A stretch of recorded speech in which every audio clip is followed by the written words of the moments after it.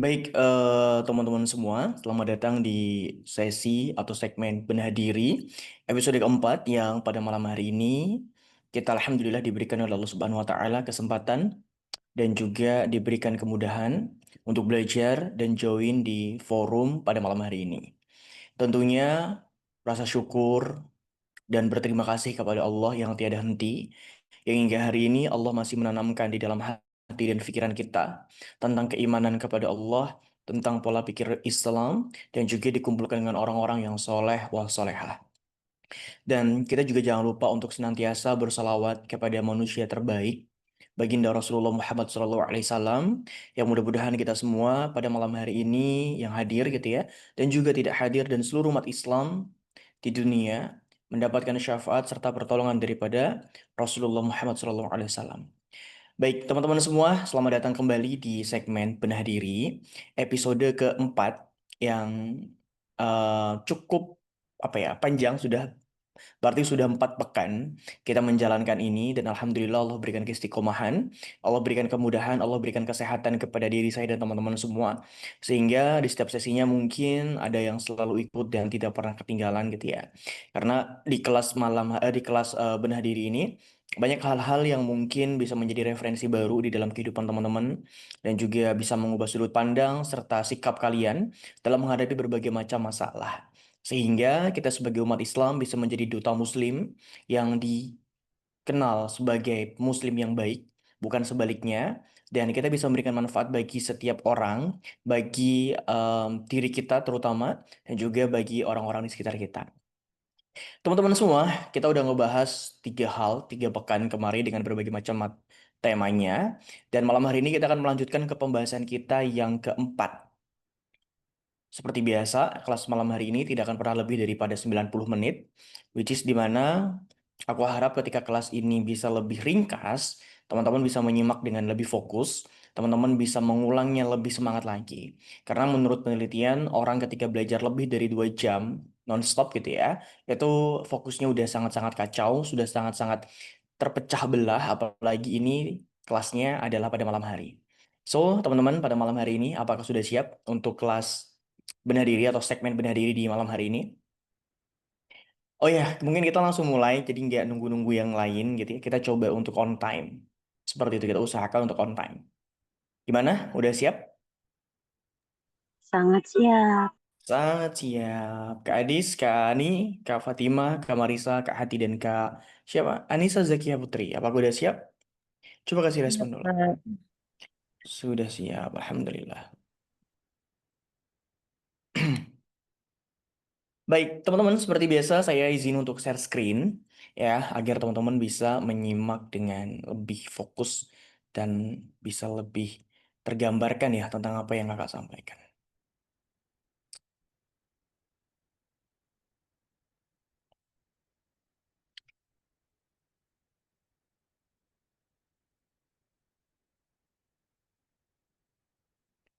Oke, apakah sudah muncul di layar teman-teman?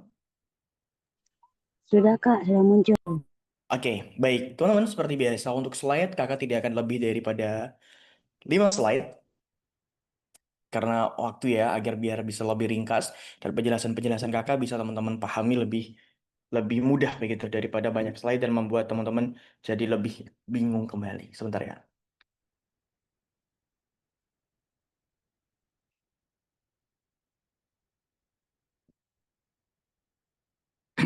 Baik, bismillahirrahmanirrahim, teman-teman, di segmen Bedah Diri. Episode 4 malam hari ini, kita mulai dengan 2 kata yang mungkin teman-teman udah ada yang pernah mendengar ini, pernah mempelajari ini, atau mungkin ada yang baru pertama kali mendengar 2 kata. Toxic positivity.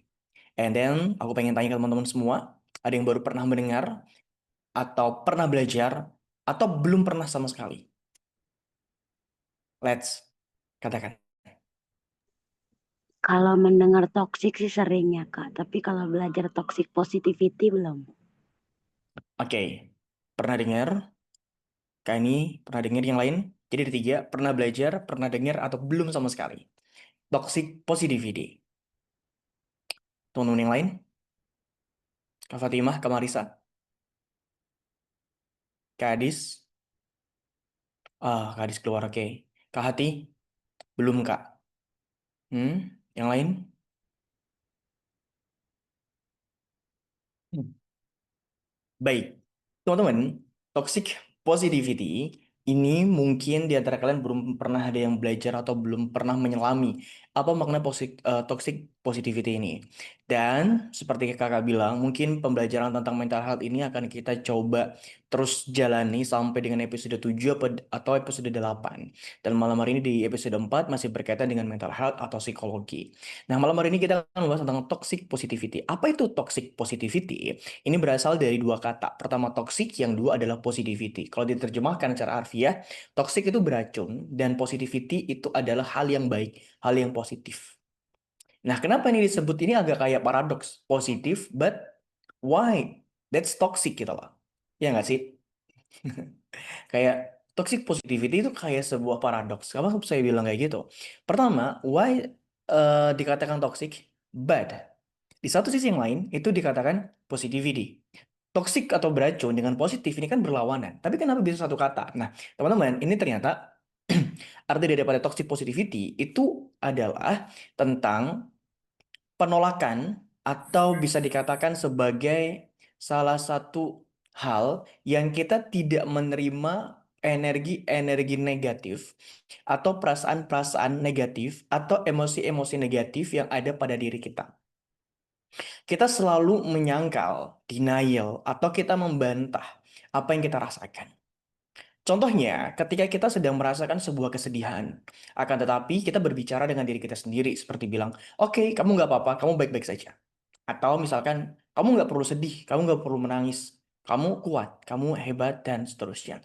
Padahal, sometimes ya, atau di beberapa waktu, kita tuh sadar bahwasanya kita itu sedih, kita ngerasa kita gagal, atau mungkin kita ngerasa bahwasanya kita ini bisa dikatakan sedang down, akan tetapi karena ada namanya apa toxic positivity yang itu bisa bisa timbul dari diri kita sendiri atau juga bisa timbul dari apa istilahnya tuh perkataan-perkataan atau bisa juga nasihat-nasihat dari orang lain. Bisa saja kita bisa menjadi korban toxic positivity, atau bisa saja kita menjadi sebab orang mengalami toxic positivity. Nah, teman-teman, mungkin di antara teman-teman semua, atau mungkin diri saya, itu pernah terjebak dalam toxic positivity. Kenapa saya katakan seperti itu? Karena sering banget sebagai seorang pribadi gitu ya, yang berusaha untuk selalu menjadi orang yang positif, itu selalu denial dengan perasaan-perasaan yang ada pada diri saya. Misalkan saya sedang sedih gitu ya. Terus saya katakan, kenapa kamu sedih, Bay? Kamu nggak boleh sedih. Kamu harus kuat, kamu harus terus jalan. But sebenarnya aku tuh sedang sedih. Aku sedang sedih. Gitu. Tapi karena ada hal yang harus kayak, oh aku nggak bisa nih kayak gini karena aku laki. Oh aku nggak bisa kayak gini karena aku seseorang yang menjadi banyak panutan misalkan. Oh aku nggak bisa kayak gini karena aku harus menyelesaikan banyak masalah di sekitar aku gitu. Padahal di satu sisi yang sama, kamu tuh benar-benar menjadi sosok yang memang sedang merasakan perasaan itu. Atau kamu sedang marah gitu ya. Kamu bisa marah dan kamu harus bisa memberikan apa teguran kepada orang lain misal. Gitu ya. Tapi kamu nggak mau. Kenapa? Karena takut citra diri kamu hancur. Atau kamu takut bahwasanya nanti kamu dijauhi oleh orang lain. Sehingga amarah-amarah yang ada pada diri kamu itu nggak bisa kamu sampaikan. Nggak bisa kamu ekspresikan. Ya tentunya marahnya ekspresinya dengan cara yang benar. Dengan katakan, kok nggak apa-apa, biasa aja, santai aja. Padahal ada emosi yang harus kamu akui, ada emosi yang harus kamu terima, dan ada sebuah emosi yang harus kamu validasi di dalam diri kamu. Tapi dengan itu, seringkali dengan apa nasihat-nasihat pada diri kita itu menjadi toxic positivity. Yang sebenarnya kamu tuh boleh kok sedih. Kamu boleh untuk nangis. Kamu boleh untuk mengatakan tidak pada orang lain untuk ketika kamu sedang sedih. Kamu bisa kayak gitu. Tapi karena kamu pengen terlihat positif, kemudian kamu ingin terlihat kayak apa ya, defensive mechanism gitu ya, kayak mekanisme untuk bertahan agar kita terus survive gitu. Sehingga kita menyangkal perasaan-perasaan yang hadir pada diri kita atau emosi-emosi negatif yang hadir di dalam tubuh dan pikiran kita. Nah, itu toxic positivity. Itu ketika kita menjadi korban atau bisa juga kita menjadi penyebab dari orang-orang yang apa mengalami toxic positivity. Bagaimana caranya atau apa penyebabnya? Seringkali teman-teman sadar atau tidak, ketika ada orang yang dia sedang bercerita atau curhat kepada kita, mungkin ini pernah dibahas di episode 1 kalau nggak salah, yang sedang curhat dengan kita, lalu kita mengatakan, udah, bersyukur aja masih banyak yang lebih susah daripada kamu. Atau ada orang yang trauma, terus kita bilang, kamu sih enggak ini, enggak melihat nikmat Allah yang lain, kamu cuma ngelihat yang itu aja gitu misalkan. Udah deh bersyukur aja, udah deh terima dan lain-lain. Nah, ini bisa jadi kita menjadi penyebab orang mengalami toxic positivity. Ya. Nah, kenapa begini teman-teman? Kenapa ini bahaya? Kenapa ini tidak diperbolehkan? Karena bisa saja ketika toxic positivity ini muncul, kita tuh jadi denial dengan kelemahan-kelemahan atau rasa-rasa yang pernah ada pada diri kita. Misal, aku sedih, aku gagal nih di sini, aku sedih. Uji sedih itu suatu hal yang wajar. Kesedihan itu wajar, tapi karena kita nggak mau terlibat atau nggak mau terjebak dalam emosi sedih itu membuat kita kayak jadi menolak gitu loh, menolak hal tersebut. Gitu. Oh nggak sih kayak jadinya kita menolak lalu kita nggak tahu kelemahan kita. Misal kamu tuh boros, kamu tuh sebenarnya orang yang boros. Terus tiba-tiba kehabisan uang, lalu kamu bilang oke nggak apa-apa nanti juga ada rezekinya kok. Padahal kamu boleh aja bilang kayak oke ya, kayaknya aku tuh udah terlalu boros deh. Gitu. Tapi karena kamu berusaha untuk positif, kamu oke nanti akan ada rezekinya. Padahal kamu nggak apa-apa banget untuk menerima kayak oke aku boros. Berarti ketika aku boros, what next? Aku harus perbaikin gitu loh. Tapi seringkali banyak di antara kita yang denial. Gitu kan ya. Atau contoh yang kedua, aku em, gak mau belajar gitu ya. Misalkan, aku sedih nilai aku jelek gitu. Aku sedih ketika nilai aku jelek. Tapi terus dalam pikiran kita muncul kayak nggak apa-apa deh. Yang penting jadi orang baik gitu misalkan. Atau nggak apa-apa deh. Yang penting masih banyak juga orang-orang yang ada di bawah aku nilainya. Itu toxic positivity. Padahal kamu nggak apa-apa banget untuk bilang kayak, oke nilai aku kurang bagus nih, aku sedih, aku kayaknya harus ada yang diperbaiki deh. Itu nggak apa-apa banget kayak gitu. Ya, atau misalkan apa ya, yang sering dialami itu berkaitan dengan dikecewakan, dikecewakan oleh seseorang yang mungkin itu dekat dengan kita. Seringkali kita bilang kayak mungkin udah nggak apa-apa, mungkin dia dijauhkan oleh Allah Subhanahu Wa Taala karena dia nggak baik. Which is itu benar, akan tetapi itu jadi denial. Kenapa kamu nggak bilang kayak, oke aku sedih deh dikecewakan gitu. Kayaknya aku harus ini deh, harus lebih hati-hati lagi dalam memilih teman. Hmm. Nah, kelemahan atau kenapa ketika kita mengalami toxic positivity ini dikatakan satu hal yang tanda kutip ya bisa bahaya, itu bisa menutupi kelemahan kita sehingga kita tidak berevaluasi. Kita tidak mengevaluasi kita. Kita nggak mengevaluasi apa yang kita lakukan. Kita tidak mengikhtiarkan suatu hal yang bisa kita ikhtiarkan. Kita lebih cenderung kepada hal-hal yang terkesan positif, tapi itu menjadi racun. Kita nggak mau evaluasi, kita jadi nggak mau memperbaiki diri, seakan-akan semuanya aman-aman saja. Padahal semuanya tidak aman. Kamu hanya menutupi ketidakamanan itu dengan denial. Denialnya apa? Toxic positivity. Oke, sebelum aku lanjut sampai sini bisa dipahami teman-teman?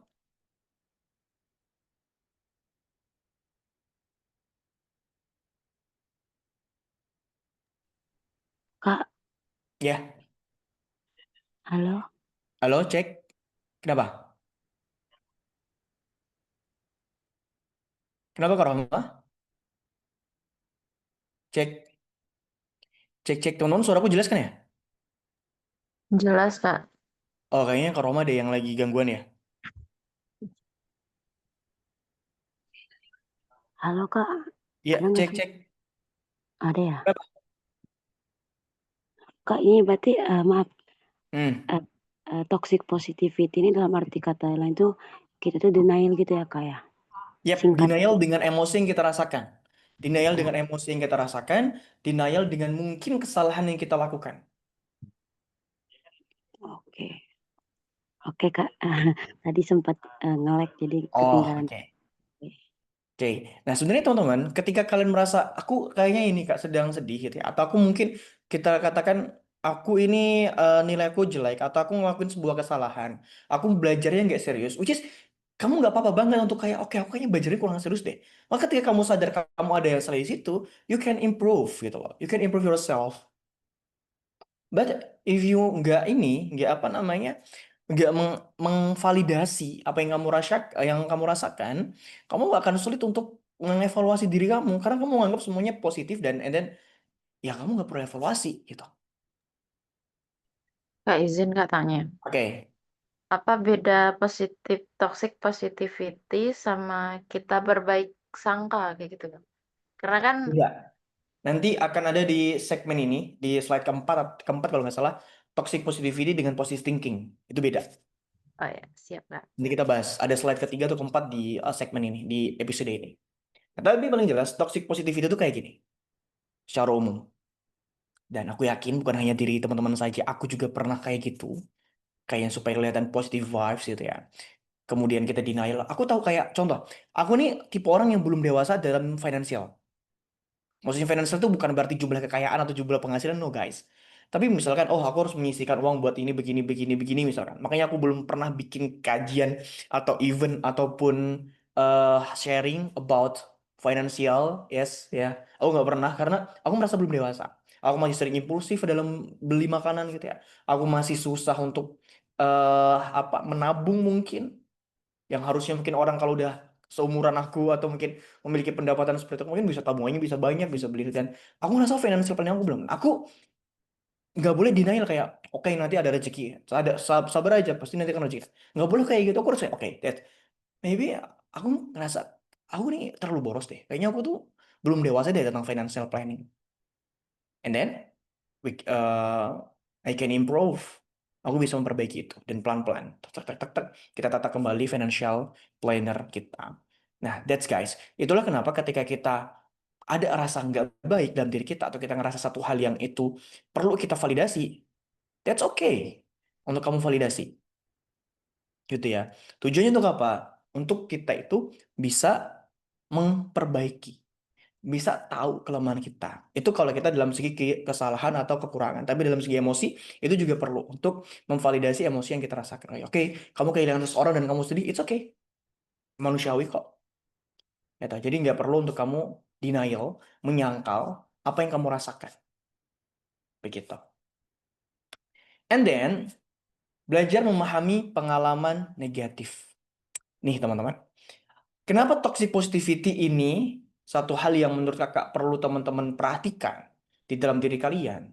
Karena ketika toxic positivity ini ada dalam diri kita dan sudah kayak mendarah daging, kita agak sulit untuk memahami pengalaman-pengalaman negatif.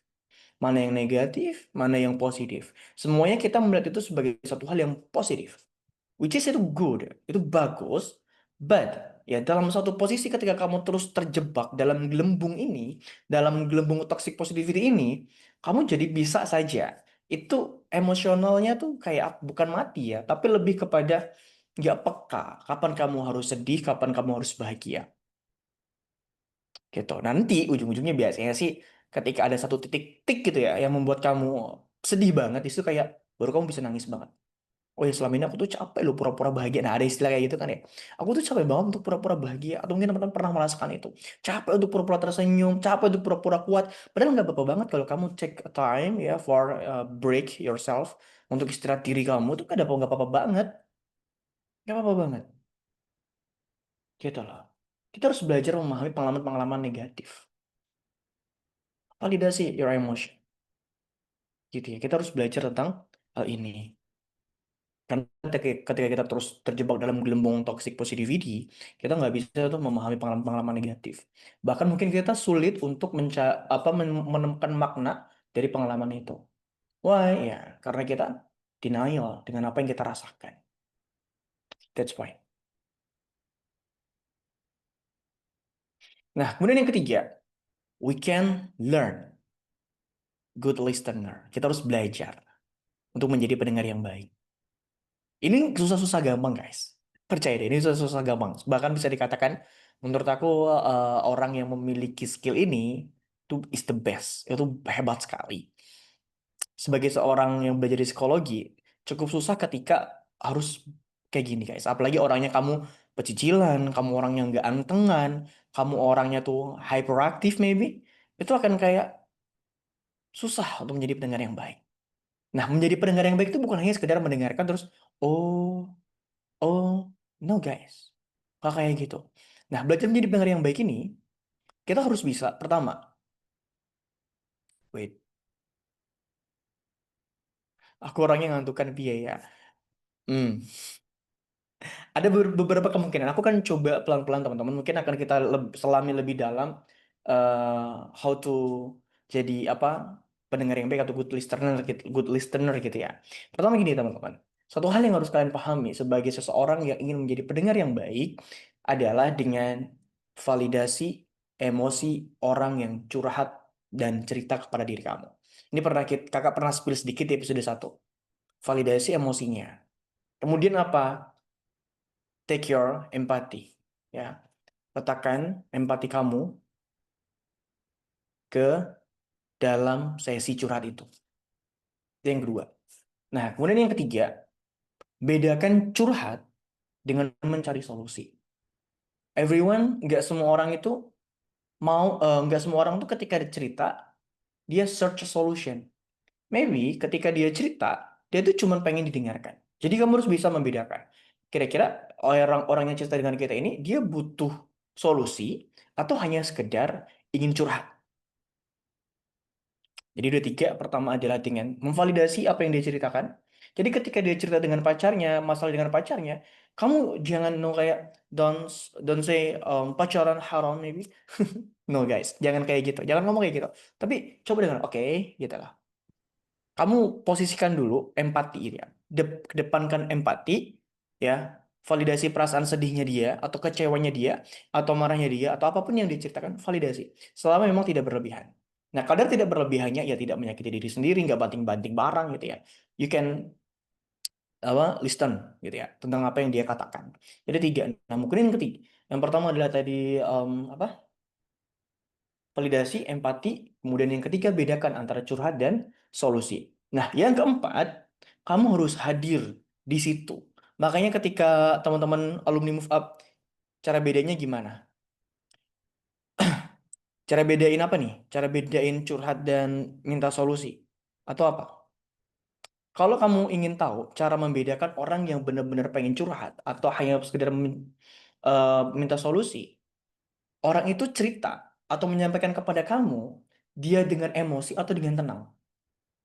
Ada orang ketika dia cerita tuh nangis terus.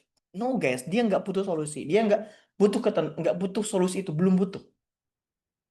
Dia hanya butuh validasi perasaannya, terus kamu hadir sebagai pendengar dia.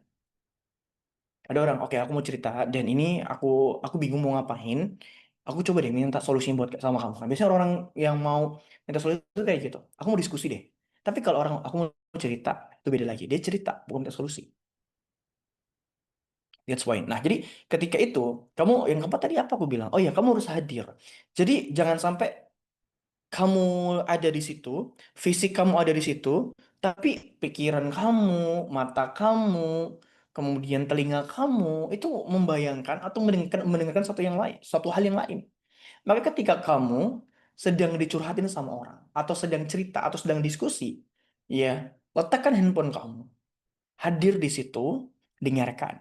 Kalau teman-teman pernah ke psikolog, pasti kalian akan bukan hanya didengarkan, tapi akan coba digali lebih dalam. Oke, oh gitu. Terus gimana perasaan kamu setelah kamu ditinggalkan itu pada saat pertama kali? Oh aku benar-benar sedih, aku mau marah dan lain-lain. Misalkan mau marah, aku mau banting barang. Terus setelah itu gimana cara kamu ngontrol itu misalnya kayak gitu ya? Atau dengan yang lain. Oh terus setelah itu bapaknya gimana gitu? Tapi terus dalemin sampai dia itu benar-benar menceritakan semuanya dan curhat semuanya. Jadi bukan hanya sekedar dengar atau oh nah, oh gitu. Oke lah, aku paham kok dengan apa yang kamu rasakan gitu ya. Itu nanti sorry, bukan aku paham tapi oke, aku coba memahami gitu ya. Oke teman, oke guys atau oke bro, sis atau apa, em, aku sekarang coba untuk mendengarkan begitu. Nah, itu adalah bentuk daripada empati, validasi, and then kehadiran ya. Kita di dalam sebuah bisa dikatakan sesi curhat begitu. Nah, itu penting banget. Nah, kemudian apa nih? Ntar. Sama kayak lebih ke diskusi nggak sih, Kak? Apanya?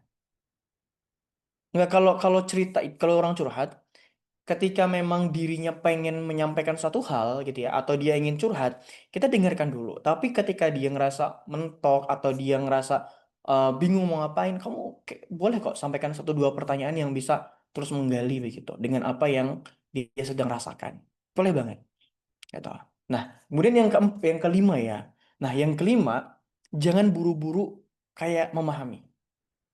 Jangan buru-buru kayak memahami. Misalnya, makanya tadi aku bilang, oh oke sorry aku salah, aku nggak boleh kita langsung bilang aku paham. No guys, you can listen first gitu ya. Kamu harus dengarkan dulu, terus dengarkan, dengarkan, dengarkan sampai oke deh kayaknya aku apa deh memahami deh emosi kamu. Tapi jangan buru-buru. Itu mungkin udah ketika dia udah bener-bener mencurahkan semuanya, you can say, oke sedih ya jadi kamu gitu. Atau oke kayaknya aku kalau jadi kamu gak akan kuat ya. Kamu hebat ya gitu dan lain-lain. Nah, intinya kamu coba untuk belajar memahami itu di akhir, jangan di awal. Jangan tiba-tiba baru satu kata dua kata-kata you say oke aku paham, aku ngerti. Guys, jangan buru-buru. Berikan dia space atau waktu atau jenjang waktu gitu ya untuk dia menceritakan semuanya.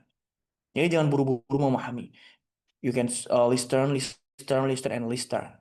And then number six, this is more important ya. Salah satu hal yang paling penting adalah jangan mengatakan toxic positivity dengan kalimat-kalimat atau kata-kata, udah jangan sedih ya, udah deh jangan nangis. Oke nggak apa-apa kok kamu nggak boleh nangis ya, gitu misalnya. Kenapa begitu? Sebenarnya teman-teman, ketika aku coba cari tahu, kenapa ketika kita ada orang cerita, ada orang sedih, ada orang nangis, ada orang yang sedang bersedih, terus kita mengatakan kayak gitu. Sebenarnya kita tuh hanya mencari kita tuh merasa tidak nyaman dengan cerita orang lain, and then kita tuh berusaha untuk mengakhiri sesi diskusi itu, atau sesi curhat itu, atau sesi cerita itu dengan kalimat udah deh jangan nangis. Nah, kalimat kayak gitu itu bukan membuat orang lain aman atau yang menceritakan aman, tapi demi membuat kita merasa aman dan nyaman dari cerita orang lain. Ya kan? Kita buru-buru untuk mengakhiri sebuah sesi cerita itu dengan mengatakan kayak, hmm, oke, gitu ya. Jangan sedih deh. Aku pernah kok kayak gitu misalkan. Udah deh, gak usah sedih. Kamu berharga. Gitu. Baru mau cerita, tapi malah kayak gitu.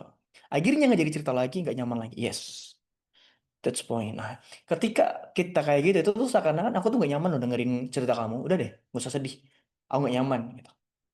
Nah, itu harus teman-teman pahami. Nah, jadi 6 poin itu, ketika teman ingin menjadi menjadi good listener, itu harus ada.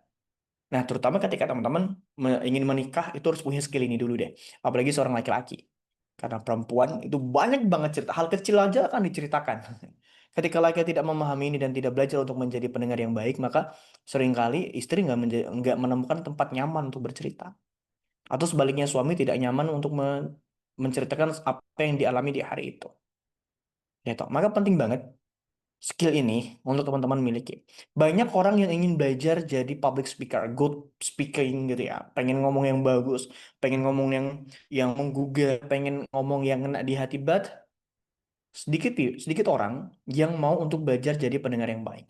Padahal orang itu bisa menjadi speaker yang hebat ketika dia memiliki skill pendengar yang baik. Why? Why? Kenapa begitu, Kak? Ada satu kesamaan yang aku coba bukan coba cari, yang aku temukan dari pengalaman-pengalaman aku. Kenapa if you want ya to public speaking yang hebat, yang bagus, yang bisa memberikan impact dari apa yang kita ucapkan, itu harus dimulai dari good listener dulu. Apa kesamaannya, Kak? Apa yang harus menjadi titik temu di situ? Empati. Empati, guys. If you good listener, you have a great empathy, insya Allah. Dan ketika kamu punya empati yang bagus, ketika ngomong, kamu nggak akan asal ngomong. Kamu nggak akan sekedar menyampaikan materi. Kamu nggak akan sekedar menyampaikan naskah. No. Ketika kamu ngomong, kamu akan coba pakai hati. Ketika kamu tahu audiens kamu adalah orang-orang yang misalkan pernah patah hati, pernah terluka, you can kamu nggak boleh untuk kata kayak ngomong kayak bahwasanya kamu salah siapa dulu tuh kamu berharap sama manusia, nggak kayak gitu. Tapi ketika kamu ngomong, kamu kan kayak lebih hati-hati. Guys, aku tahu bahwasanya mungkin dulu kalian tuh nggak sengaja banget ya untuk percaya atau mempercayai orang lain begitu. Tapi akhirnya karena kamu terjebak ya, kamu saat ini kecewa ya. Nah, itu akan lebih feelnya apa ya? Perasaan itu akan lebih dapat. Maka kesamaan yang bisa ditarik daripada good listener and good public speaker itu adalah empati. Empati. Orang kalau kalau teman-teman ya dinasihatin orang dengan empati yang tinggi kayak kalau dengar public speaker yang ngomong oke atau Ustadz Hanan ya atau yang lain eh apa ya empatinya bagus banget. Kita akan lebih ngena kayak misalkan baik kamu tuh harus mulai belajar tentang financial planner yang baik. Kamu udah mulai dewasa, kamu harus belajar pendewasaan tentang hal itu. Ya, jangan terlalu boros, jangan sering menghabiskan itu buat makan. Nah, ketika ada orang menyampaikan kita dari hati ke hati secara personal misalnya, atau mungkin secara umum, kita bisa banget loh untuk dengar itu. Dan ada orang yang ketika sedang menyampaikan materi, dia sedang cuma menyampaikan selesai, selesai. Dan apa yang ditinggalkan? Nothing. Nothing guys. Gak ada yang ditinggalin. Gitu ya. Nangis kalau dengan orang yang bisa berdengar. Yes, gitu. Nah, itulah kenapa kakak selalu bilang, ketika kamu ingin menjadi public speaker yang baik ya, kecuali Kak Adis ini seorang stand up comedian, maybe agak beda ini. Tapi untuk public speaker seperti kakak misalkan, atau mungkin Kak Rohma, atau mungkin Kak Ayu, ya Kak Ayu Agustina, maybe uh, if you want to be a public speaker, kamu harus punya empati yang tinggi di situ. Kamu akan bisa melihat orang itu dari sudut pandang yang lain dan menasihatinya dari hati ke hati. Mungkin teman-teman pernah bertanya-tanya, kok ada orang yang ketika menyampaikan dengan satu kalimat yang sama, itu feel-nya beda ya?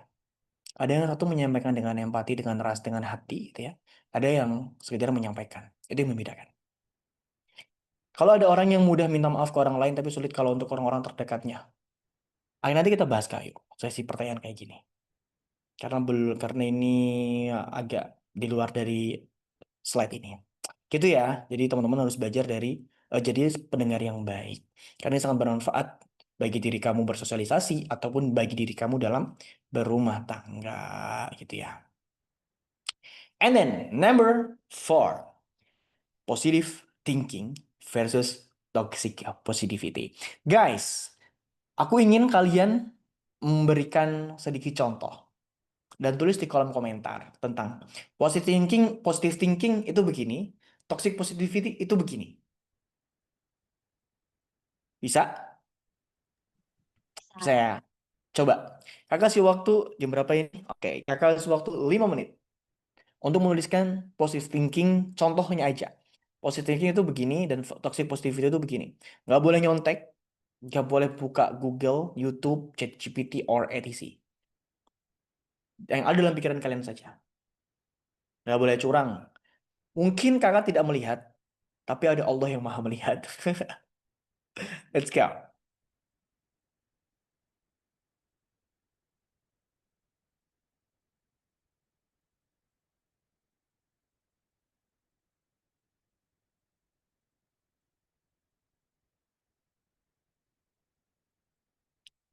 5 menit saja.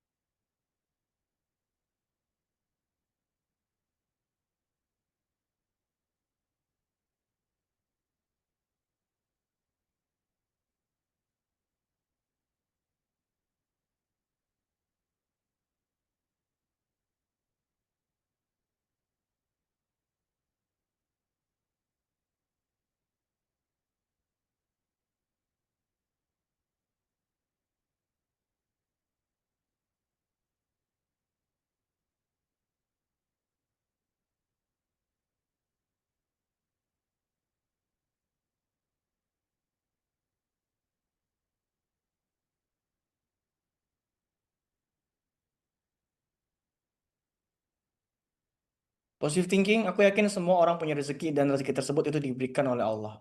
Tapi positive thinking, gak apa-apa habis, nanti ada Allah yang maha memberi. Padahal dia boros kak, Gensi selalu bersama Allah. Aku baru banget mau kalimat ini. Hadi, bisa nggak? Yang toxic positivity bisa, tapi untuk positive thinking agak kurang. Sedikit lagi. Jadi positive thinking itu, jangan disebutin.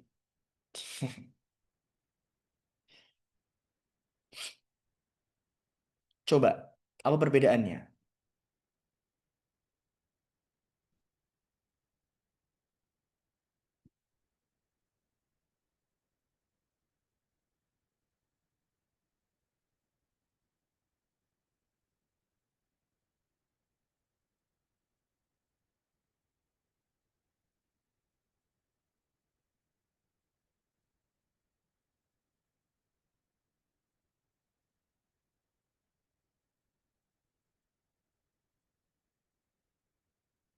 Yang lain sedang menuliskah atau gimana nih?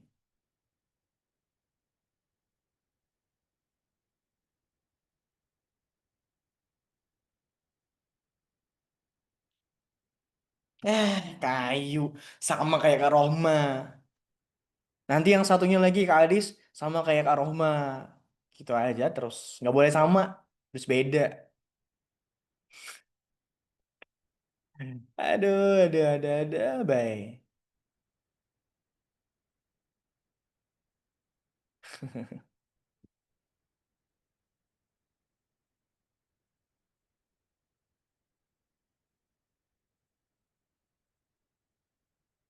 Ayo,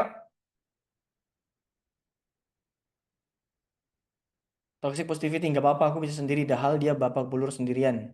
Positif, aku bisa, aku hebat, aku kuat. Gak tahu bisa nggak itu? Nggak bisa. Oke guys, kayaknya kalian terlalu bingung dan ini udah ya 4 menit ya 4 menit setengah. Oke, ini ada satu lagi yang mengirimkan siapa ini? Kak Ani. Positive thinking. Oh sorry sorry. Ada Kak Adis dulu. Positive thinking, misal ada orang yang mengkritik kita, kita bisa ambil pikiran kalau orang itu lagi kasih masukan untuk kita. Hmm, Toxic positivity, misal kita ngelakuin kesalahan berulang dan kita anggap namanya juga manusia pasti pernah salah. Yes, tambah lagi ke hadis tanpa adanya evaluasi atau perbaikan diri. Kita anggap oke setiap manusia sama pernah ngelakuin yang salah, that's true, but harus ada tambahan kayak tanpa ada perbaikan. Nah, itu bisa masuk kepada toxic positivity. Positive thinking, aku nggak tahu dia kenapa join aku. Mungkin Allah bakal kasih pengganti teman yang baik. No, no, no, oke. Terus ada, tapi harus ada tambahan kurang lengkap. Toxic positivity maybe. Aku harus kuat dan terus produktif. Kalau aku malas-malasan malu dilihat teman-teman. Oke, baik. Teman-teman, aku akan coba memberikan satu gambaran tentang apa itu positive thinking atau apa itu toxic positivity. Positive thinking adalah ketika kita apa bahasanya itu, sorry, aku akan coba menyingkat. Ketika kita masih terus berharap dan mengambil makna dari kejadian yang terjadi dalam kehidupan kita tanpa ini ya, tanpa menyangkal atau membantah realita. Sedangkan toxic positivity itu adalah sebuah perasaan yang kita atau orang lain itu menjadi menekan emosi yang kita rasakan dan menolak realita. Beda kan ya?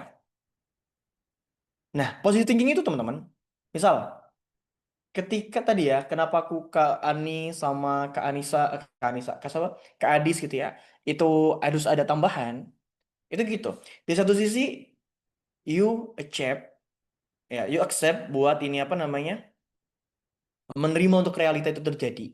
Kayak oke, aku salah, oke aku sedih, oke aku ini perlu perbaikan, but what next gitu. Nah, kalau toxic positivity enggak. Jadi kayak oke aku udah tahu dia salah tapi enggak aku nggak salah gitu. Kayak tadi ya manusia manusia semuanya sama ya pernah salah khilaf dan lain-lain gitu.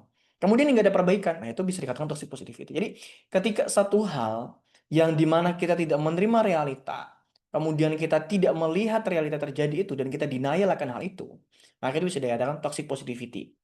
Denial kemudian dialihkan kepada hal yang positif yang sebenarnya itu nggak sesuai realita gitu. Paham ya? Nah, sedangkan positive thinking itu kita menerima kejadian itu, oke, aku salah, tapi tapi mungkin dari kesalahan ini aku nanti bisa belajar. Jadi ada struktural yang membangun di situ. Itu membedakan toxic positivity dengan positive thinking. Nah, dalam hal ini teman-teman, ini harus teman-teman pahami. Jadi nggak bisa kayak oke aku berteman dengan dia terus dia meninggalkan aku, mungkin dianya aja yang bukan gitu ya. Mungkin Allah pengen ganti dengan satu hal yang orang yang lain itu. Tapi kita nggak dievaluasi. Tapi kita nggak pernah mikir oke kenapa ya? Oh ya benar mungkin Allah akan ganti dengan yang lain. Tapi kira-kira kenapa ya? Apakah ada yang salah dengan diri aku gitu? Nah itu jadi positive thinking itu kita tetap berpikir positif, but ada kita nggak denial dengan realita yang terjadi. Ada kesadaran akan hal itu gitu loh. Tapi kalau toxic positivity nggak ada. Menganggap semuanya positif dan denial dengan perasaan, emosi, atau kejadian yang sebenarnya terjadi dalam kehidupan kamu. Gitu.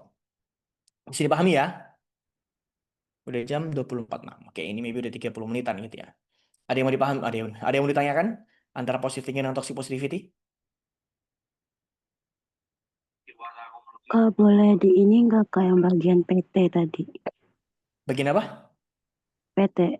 Positive thinking. Positif thinking. Iya maksudnya. Oke.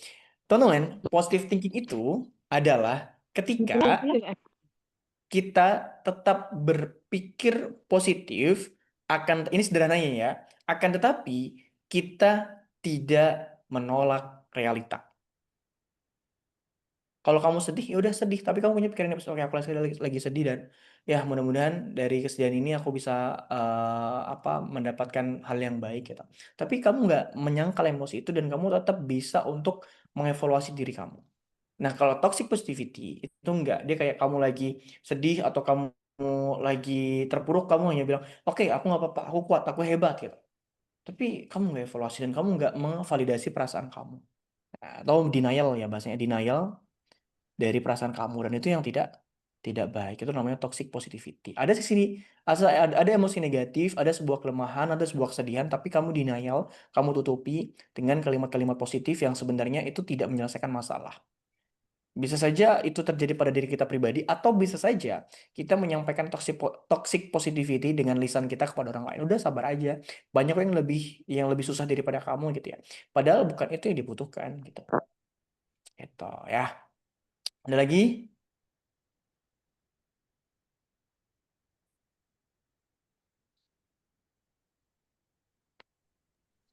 Kak, berarti kalau dari simpelnya itu, kalau positif thinking itu tetap menerima keadaan, namun dengan sadar mengevaluasi. Kalau toxic Hmm. positivity itu lebih ke perasaan yang denial dan tidak mengevaluasi, gitu Kak. Iya, sederhananya mungkin perasa dia mendenial perasaan atau emosi yang ada dan dia tidak evaluasi.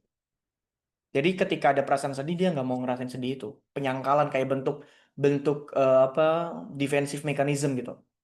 Defensive mechanism itu kayak bentuk pertahanan, cuman ini bentuk pertahanan yang salah. Kamu tuh sedang sedih, kamu sedang terpuruk, tapi kamu nggak mau merasakan itu. Padahal sah-sah saja, kamu nggak ada masalah ketika kamu pengen merasakan kesedihan itu. Gitu. Gitu Kak Anissa.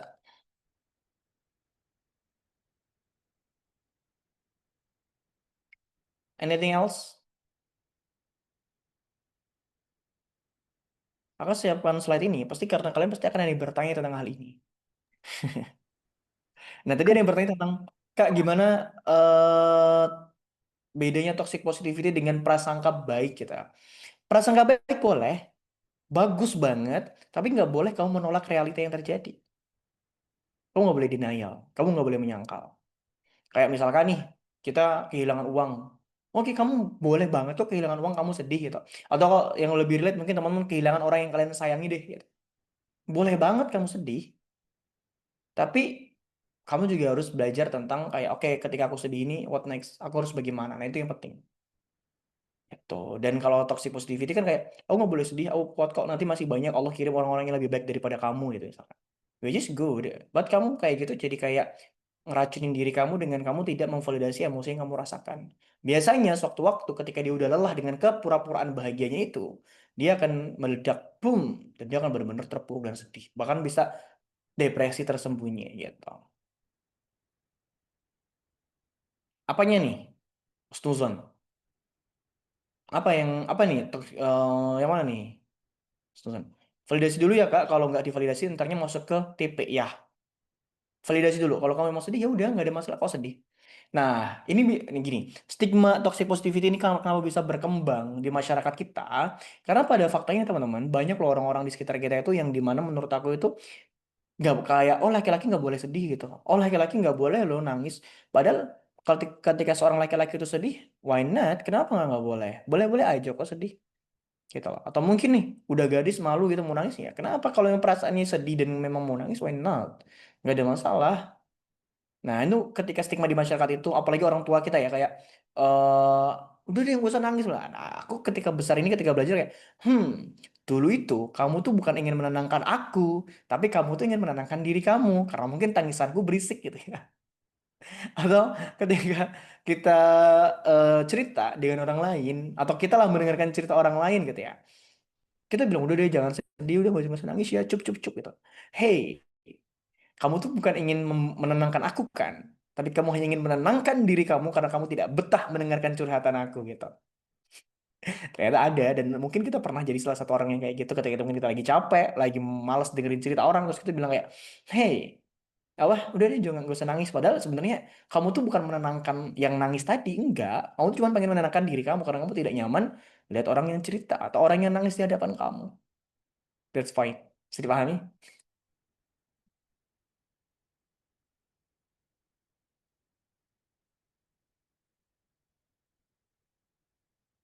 Iya, nah kalau itu terus toxic positivity, padahal enggak juga. Nah itu wak wak wak wak. Tapi suka pusing kalau curhatan dia tentang cinta dia yang disakitin putus balik lagi. Ya Allah maaf dulu pernah gitu. Iya, jadi kayak sebenarnya ketika kita ngomong kayak gitu tuh teman-teman coba deh refleksi ya. Coba lihat ke diri kalian kayak, iya ya kayaknya dulu tuh bukan aku pengen nenangin dia, tapi kayaknya aku yang pengen menenangkan diri aku sendiri karena aku nggak nyaman denger dia cerita gitu ya. Bener gak sih? Bener nggak? Aku baru sadar tadi Kak. Ya kan? Kamu tuh bukan pengen nenangin dia, tapi kamu pengen nenangkan diri kamu. Relate kan? Ya, itu. Nah, maka dari itu teman-teman kita harus belajar ya. Jadi malam hari ini kita belajar tentang toxic positivity, and then kita belajar tentang menjadi pendengar yang baik dan belajar tentang positive thinking. Harus belajar lagi sih. Yes, good listener itu tuh salah satu hal yang penting banget dalam kehidupan kita. Kalau kamu pengen jadi public speaking yang bagus, kamu juga harus jadi pendengar yang baik. Apalagi dalam rumah tangga, gitu ya, dalam keluarga. Anak kamu cerita misalkan, Ma tadi di sekolah, udahlah diam diam diam diam, Mama lagi pusing. Ada orang tua kayak gitu. Atau mungkin kakak yang kayak gitu juga ada. Udahlah dia gak usah cerita, kakak lagi pusing, lagi banyak tugas gitu ya. Oh, guys. Makanya aku kemarin waktu di Urban aku bilang kayak aku sangat respect sekali kepada guru-guru yang ketika di sekolah itu bisa soft spoken dengan murid-muridnya, menjadi pendengar yang baik. Aku bener-bener respect sekali karena guru-guru itu tuh kan banyak banget ya masalah-masalah di luar daripada sekolah itu ya, tapi dia tetap bisa kayak ngomongin baik murid-muridnya, muridnya cerita murid dengan voice. Bener-bener respect lah dengan orang-orang kayak gitu. Nah, itu nggak mudah guys. Gitu ya. Jadi belajarlah jadi pendengar yang baik gitu ya. Karena itu akan berguna di dalam kehidupan kalian. Iya di depan murid harus tetap happy kio udah lagi bakar belum iya kan, makanya aku respect lah dengan guru-guru yang seperti itu. Gitu ya guys ya. And then di slide terakhir ada satu pertanyaan ini muncul dari DM dan aku tulis di sini. Sedih karena kehilangan, apakah tanda bahwa kita kurang yakin dan kurang percaya Allah selalu menemani? Jadi kan mungkin teman-teman lihat di insight story aku yang mengatakan bahwasanya orang lain atau orang yang kita sayangi mungkin bisa saja wafat gitu ya. Tapi Allah tetap hidup dan akan memberikan kasih sayangnya kepada kita. Ada yang nge-replay tentang, Kak, kalau sedih karena kehilangan, apakah tanda bahwa kita kurang yakin dan kurang percaya Allah selalu menemani? Saya katakan tidak. Karena sedih karena kehilangan, ya, sedih sebab kehilangan itu normal, guys. Itu normal banget. Itu manusiawi banget. Maka ketika kalian merasa sedih, kalian menangis ketika kehilangan seseorang yang kalian sayangi, which is normal. You are human, guys. Kalian tuh manusia, bukan robot, bukan malaikat, juga bukan iblis, bukan setan. Yang artinya, Ya, kalian manusia yang bisa sedih itu, bisa nangis.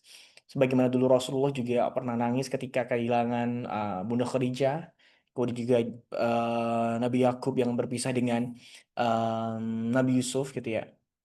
Kemudian juga siapa yang kehilangan? Ah, siapa itu namanya? Aku lupa lagi. Intinya gitu.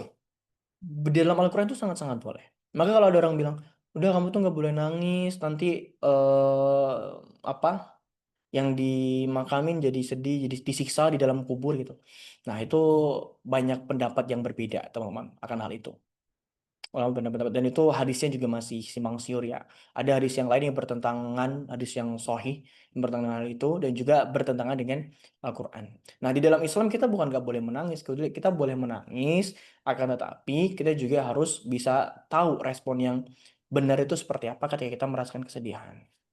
Gitu. Ya, jadi ketika teman-teman ada yang sedang berduka gitu ya, sering dibilang jangan sedih, ntar arwahnya pulangnya enggak guys, manusiawi banget. Itu masih simpang siur tuh hadis tentang itu. Memang ada sebuah hadis yang mengatakan kalau kita menangis nanti akan ada apa arwahnya itu akan disiksa gitu. Nah, ada hadis kayak gitu. Itu diriwayatkan oleh anaknya Umar bin Khattab. Aku lupa nama siapa namanya. Cuman dalam hadis yang lain yang diriwayatkan oleh Bunda Aisyah itu ada hadis yang berbeda gitu. Maksud daripada hadis itu tuh ada ulama yang berpendapat bahwasanya ketika Rasulullah itu melewati rombongan orang-orang kafir Quraisy pada saat perang Badar ya kalau nggak salah. Itu Rasulullah tuh bilang orang-orang yang menangis kayak yang ditinggalkan itu menangis, sedangkan yang ditangisi itu sedang disiksa. Jadi bukan hukum sebab akibat kayak kamu menangis otomatis yang ini disiksa itu. Enggak. Jadi ada perbedaan banyaklah pendapat dan aku mengambil pendapat yang tadi yang bahwasanya pada saat itu orang-orang kafir Quraisy pada saat perang Badar itu sedang bersedih mereka gitu ya karena banyak anggota keluarganya yang terbunuh di sana. Nah, kemudian setelah itu si Rasulullah itu baginda Rasulullah itu lewat dan mengatakan bahwasanya lihatlah orang-orang Quraisy, mereka di sana sedang disiksa, tapi orang-orang yang ditinggalkannya pada menangis gitu. Kurang lebih diksinya seperti itu. Ya, jadi bukan sebab akibat ketika kamu nangis terus di situ langsung disiksa. Gitu. Enggak kayak gitu guys konsepnya. Jadi dalam hal ini berduka itu boleh, sedih itu boleh selama tidak berlebihan, gitu ya. Tidak berlebihan mungkin teman-teman sudah pada tahu standarnya seperti apa. Bukan berarti kalian boleh banting-banting barang, salto, koprol, buka baju, ya nggak boleh juga kayak gitu. Ya, tapi teman-teman boleh sedih, nangis sewajarnya, menyampaikan atau mengekspresikan kesedihan yang saat itu teman-teman alami. Gitu. So, ketika ada yang berduka, jangan dikatakan kayak gitu ya. Ya, cukup kamu pengen menguatkan ya bisa dipeluk, ya bisa dikasih tisu ya sesederhana itu orang itu jangan kamu ajak ngobrol dia lagi nggak mau ngobrol kamu ajak ngobrol kamu digigit nanti apalagi bilang sabar ya tahu kok aku harus sabar tapi apakah sabar itu bisa menghidupkan orang yang sudah meninggal gitu ya tahu dia harus sabar ya atau misalkan udah jangan nangis nanti nanti ini apa yang arwahnya pulangnya berat malah tambah jadi dia nanti oh udah lah gitu aku nggak mau apa nggak tambah nggak rela gitu misalkan maka harus lebih bijak dalam teman-teman memberikan tanda kutip ya semangat atau menjadi penguat ya bagi orang lain itu harus lebih hati-hati lagi. Dan dalam hal ini jangan sampai lisan kita melukai hati orang-orang yang sedang terluka. Alih-alih menyembuhkan malah berujung kepada hal yang menyakitkan. Gitu. Oke teman-teman, itu segmen bedah diri pada malam hari ini. Kalau ada yang mau ditanyakan, dipersilakan. Let's go.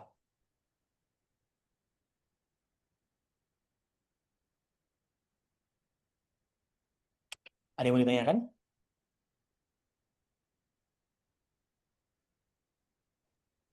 Mau nanya. Boleh, enggak? Nah, entah ini masuk atau tidak ya kayak, tapi aku mau bertanya. Nah, mau bertanya terkait dengan gimana sih Kak cara kita tuh memberikan apa ya saran ataupun kalimat yang itu tidak toxic positivity ke salah satu seseorang yang memang dia ini terkenal bandel banget gitu Kak. yang sampai kita tuh nggak bisa lagi berkata-kata gitu yang. Nah, itu gimana sih biar kita tuh Contohnya bisa apa? Bandelnya tuh bandel dalam hal apa nih? bandel kayak dia tuh suka bolos kayak Bolos salah terus kau bukan atau apa? bukan bukan yang ngaji kak, bukan Oh, oke. sekolah. Nah, Terus? murid ini nih suka bolos kayak bolos bolos sekolah, bolos Hmm. pelajaran ataupun yang kalau ini kalau di kelas tuh kayak bener-bener definisi yang dia itu tuh udahlah segimana semerdeka dia aja gitu tuh. Ada guru ya udah dia ya kayak keliling-keliling aja gitu. Nah, kita kan sebagai yang ininya gitu kan. Gimana gitu kan. Cara ngasih tahu dia gitu dengan kalimat-kalimat yang baik gitu kan. Dengan kalimat-kalimat yang nggak pernah menyudutkan dia gitu kan. Yang dia tuh nggak Oke. toksik lah dia sendiri. Karena udah kebingungan banget gitu kak. Itu sih kak. Thank you, thank you. Oke. Pertama, tidak semua, kalau udah sering nyampein ini, tidak semua itu harus kita nasihati, tidak semua orang itu harus kita, tanda kutip, pedulikan. Ketika itu sudah memberikan saran, memberikan masukan, udah ngasih banyak banget hal ke dia, tapi dia nggak berubah, ya wis, silakan kita doakan saja. Itu yang pertama. Nah, kemudian yang kedua adalah kamu coba ajak dia diskusi kalau dia memang mau diajak diskusi. Tapi orang kayak gini kayaknya agak susah deh diajak diskusi. Lebih kayak masuk ke kuping kanan, keluar kuping kiri deh biasanya. Betul. Kalau dia tuh menunggu satu kejadian yang mungkin menyakitkan bagi dia, yang bisa dijadikan pelajaran buat dia, dan mungkin dia akan sadar. Karena ada tipe orang yang dia sadar ketika diberikan nasihat, ada orang yang dia sadar baru sadar ketika diberikan sebuah peristiwa. Nah, ini tipe-tipe yang harus diberikan peristiwa dari orang bandel itu biasanya. Gitu. Oh, Ada ya. orang yang kayak dinasihatin langsung dengar gitu ya. Ada orang yang enggak. Oh, apa sih enggak lah. Tenang baik nanti, tenang aja nanti aku yang begini begini. Tapi ketika kejadian, tep, tiba-tiba apa? Dia nggak bisa apa-apa, baru dia akan belajar dari situ. Ada orang kayak gitu juga. Tapi kalau sudah dikasihkan sebuah kejadian untuk peristiwa nggak mau belajar juga, ini dong. Orang kayak gitu ada juga yang seperti itu berkali-kali masuk penjara karena mungkin narkotika atau apa, masih terus dilakuin gitu. Dia nggak mau belajar. Artinya bisa jadi kejadian itu nggak memberikan efek jera kepada dirinya. Gitu. Oh, berarti harus tahu karakter dia dulu ya kak. Maksudnya Ya. sebenarnya aku udah kayak apa sih, udah kayak ngajak dia diskusi. Oke nih ya, Sabtu kemarin tuh aku Hmm. ajak diskusi.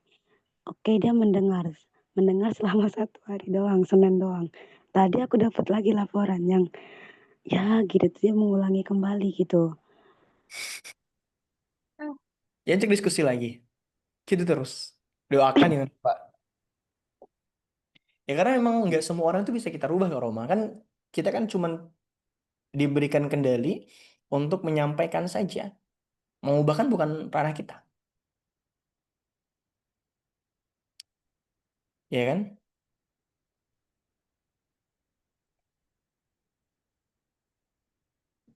Gitu. Jadi kita diberikan kemampuan oleh Allah untuk menyampaikan saja. Maka ketika kita udah berusaha dan dia nggak mau berubah, ya itu bukan ranah kita lagi. Ranah kita hanya pada menyampaikan sebaik mungkin. Gitu. Oh, Next. Masih mau ditanggapin silakan kamu. iya kak, ya kak, terima kasih. Kalau mau nanya lagi boleh? Apa ada Boleh, teman? boleh, boleh. Silakan. Ah, tadi kan membahas terkait toxic positivity ya kak ya. Hmm? Apakah kalau sebuah perasaan seperti ini, toxic positivity itu kayak aku merasa aku tuh bisa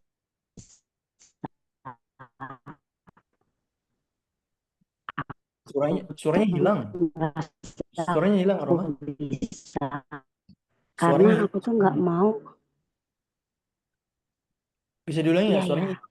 tadi sekarang ada nggak? Sekarang ada. Sekarang ada nggak kak? Halo halo, cek cek. Ada sekarang. Ada sekarang. Nah ya, terkait dengan toxic positivity gitu ya kayak. Hmm. Jadi ada suatu cerita lah ya intinya kayak gitu. Yang dimana orang ini nih dia itu tuh nggak pernah bisa merilis emosinya. Dia nggak Hmm. pernah bisa yang namanya itu tadi tuh denial ya kayak dengan emosi-emosi yang pernah dia alami, Hmm? dengan pengalaman-pengalaman pernah dia rasakan hingga pada akhirnya itu membentuk kepribadian dia yang dia itu tuh tertutup dan terus kayak merasa dia tuh ya udah aku akan berusaha semaksimal aku sendiri lah ya.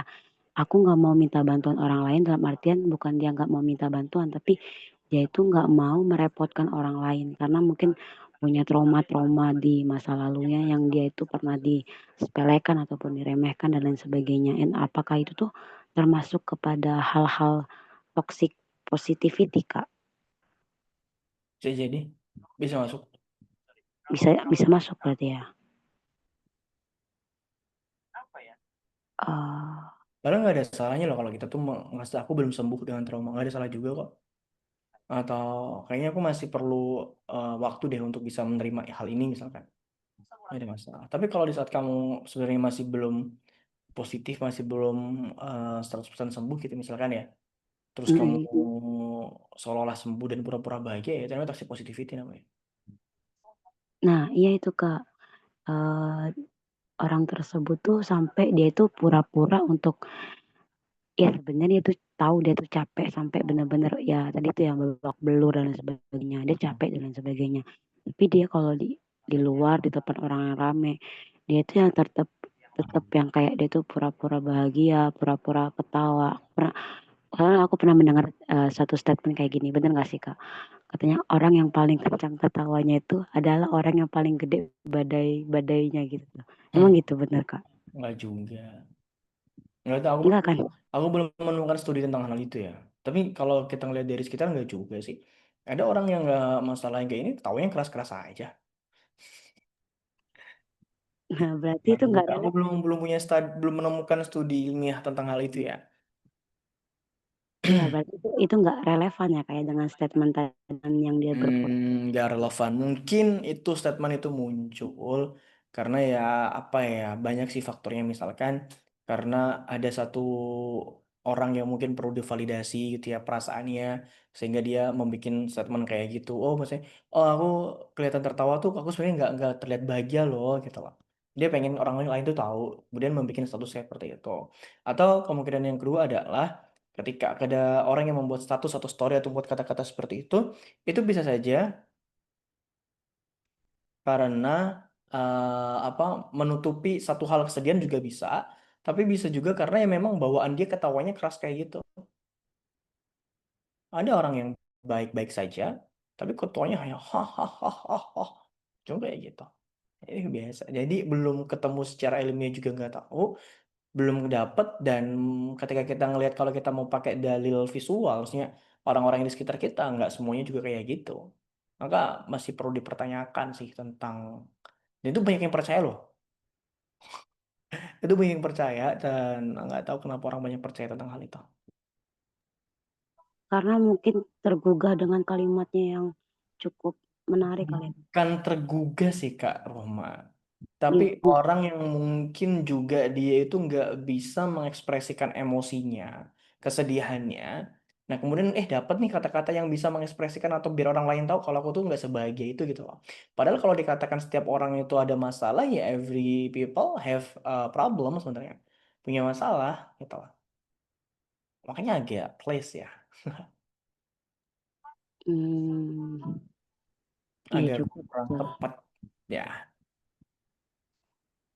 Kadang Berarti kayak itu oke ini kayak misalkan aku kadang ada orang yang nggak bisa menyampaikan ekspresinya atau ada orang yang tanda kutip mohon maaf kayak caper kayak aku tuh ketawa-ketawa kayak gini bukan berarti aku tuh bahagia.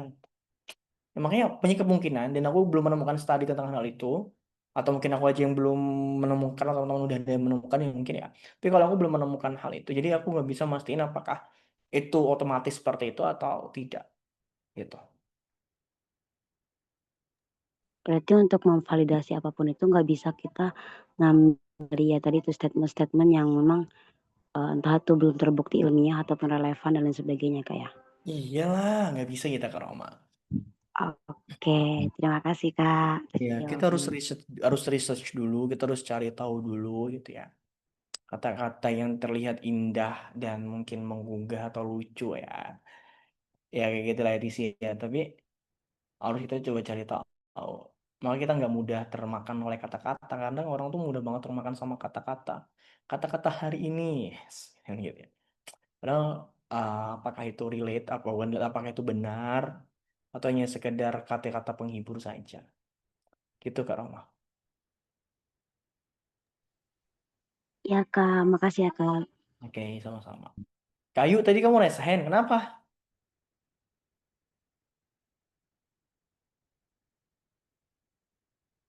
Kenapa Kak Ai?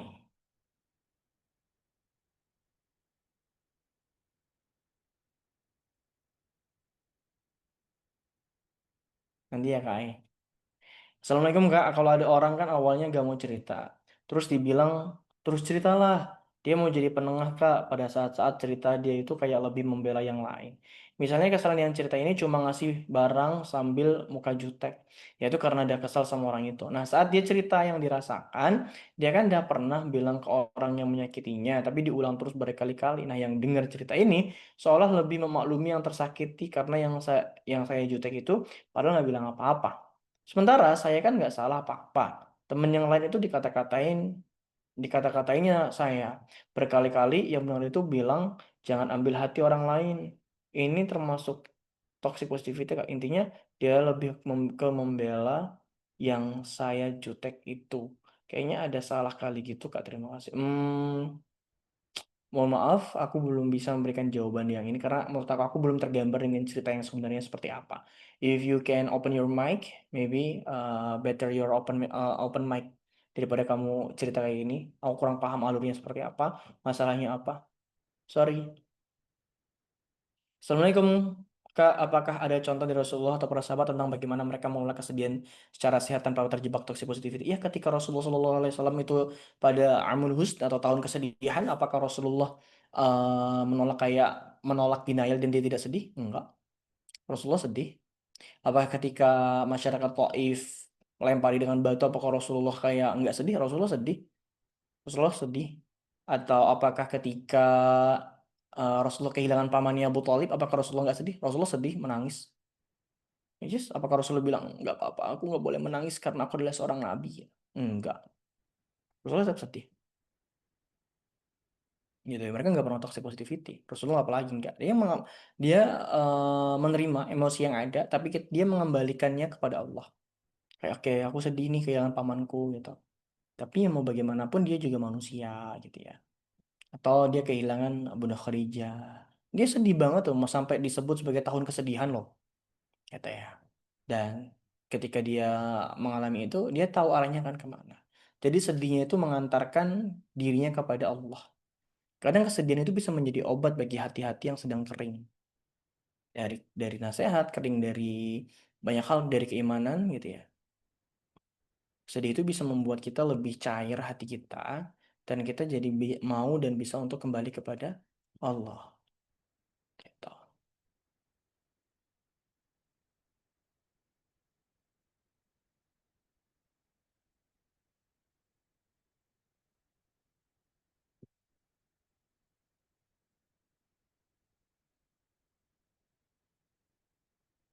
Intinya Kak, saya jutek itu kayak salah kali sama. Sementara teman yang lain dah kata-katain saya, malah dibilang jangan ambil kali omongan orang itu Kak. Dia yang mendengar cerita saya, tapi dia lebih membela temannya. Itu bukan masuk ke toxic positivity atau positive thinking sih. Toxic friendship mungkin. Atau teman yang nggak baik kalau kayak gitu, Cenah. Bukan masuk ke ranah ini. Assalamualaikum Kak, cara menyalurkan emosi dengan cara yang baik dan tidak di luar batas itu Kak, ataukah dengan melakukan kegiatan? Ya, banyak. Salah satunya bisa dengan olahraga, journaling, or your sharing ya, sharing. Jadi kamu cerita dengan orang lain itu juga termasuk menyalurkan emosi. Kamu cerita atau kamu olahraga, lari, jogging, or gym, and then kamu juga bisa journaling, menuliskan apa yang kamu rasakan, atau kamu bisa sharing atau cerita kepada orang lain. Assalamualaikum Kak, dalam proses penyembuhan hati atau satu lagi, sholat, bermunajat kepada Allah, cerita apa yang kamu sedang rasakan. Assalamualaikum Kak, dalam proses penyembuhan hati, kapan waktunya kita mendorong diri untuk berpikir positif dan kapan kita perlu mengizinkan diri istirahat dan menangis? Oke. Dalam proses penyembuhan hati, kapan waktunya kita mendorong diri untuk berpikir positif? dan kapan kita perlu mengizinkan diri istirahat dan menangis terlebih dahulu. Ini bisa bersamaan kok, bisa bersamaan. Kayaknya kamu baru join deh, nggak dari awal ya nyimaknya kayaknya.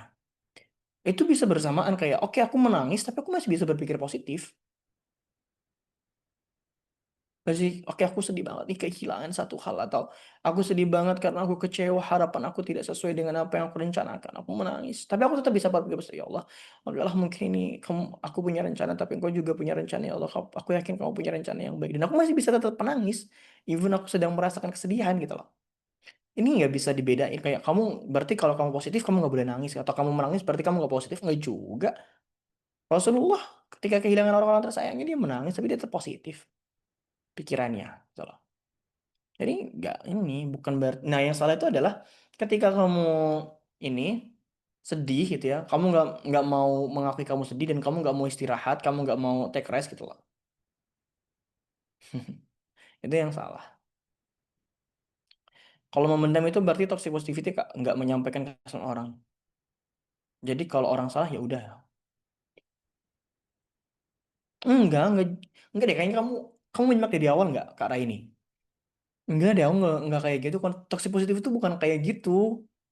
Kayaknya kamu nggak nyimak dari awal deh. Kamu tonton rekamannya deh. Tadi aku menjelaskan sekitar 10 atau sekitar 15-20 menit menjelaskan tentang toxic positivity itu apa.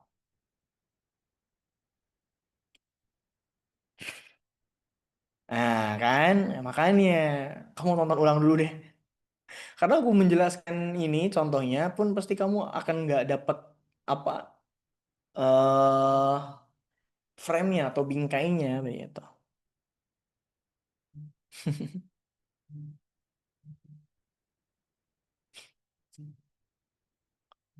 Ada lagi yang mau ditanyakan?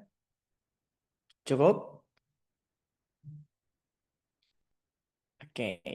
Baik, teman-teman, kalau cukup ya kita cukupkan di malam hari ini. Insya Allah kita nanti ketemu lagi di tanggal berapa?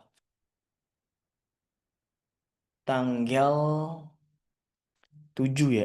Bukan 7, 11. Tanggal 11 tentang apa, yang membahas apa? Tentang victim blaming. Kita akan belajar apa itu victim blaming dan lain-lain. Kita akan belajar di situ, kita akan bedah, dan pada intinya eh setiap episode itu kalian akan dapat satu insight baru dan bisa mengubah diri teman-teman semua insya Allah. Nah, thank you teman-teman untuk malam hari ini, dan aku ingin sekedar memberitahukan bahwasanya sebentar lagi, mungkin 1 pekan lagi, atau enggak sih, 3 hari, tanggal berapa ini? 4. Ya, 3 sampai 6 hari lagi, em, kakak akan buka lagi Move Up Season 7 gitu ya. Jadi kalau teman-teman mau join Move Up, join alumni Move Up ya, kalian harus daftar di situ. Dan ya pasti akan ada upgrading materi gitu ya. Pasti akan ada update materi yang mungkin agak berbeda dari yang sebelum-sebelumnya, karena kan ya kasusnya banyak yang berbeda, banyak temuan-temuan yang baru gitu ya. Mungkin teman-teman bisa join nanti di kelas Move Up. Kalau di sudut pandang di benah diri ini kalian ngerasa ya it's insightful. Nah, Move Up itu mungkin bisa 2 atau 3 kali insightful dari ini sih. Thank you teman-teman semua. Selamat beristirahat dan sampai jumpa di pertemuan-pertemuan selanjutnya. Besok jangan lupa ada agenda dibacain bareng Hyung Praka. Thank you semuanya. Terima kasih banyak, dan kita tutup dan mengucapkan alhamdulillahirabbil alamin. Wabillahi taufiq wal hidayah. Sekali lagi terima kasih banyak. Wassalamualaikum warahmatullahi wabarakatuh. See you. Waalaikumsalam. Terima kasih, Kak. Yap.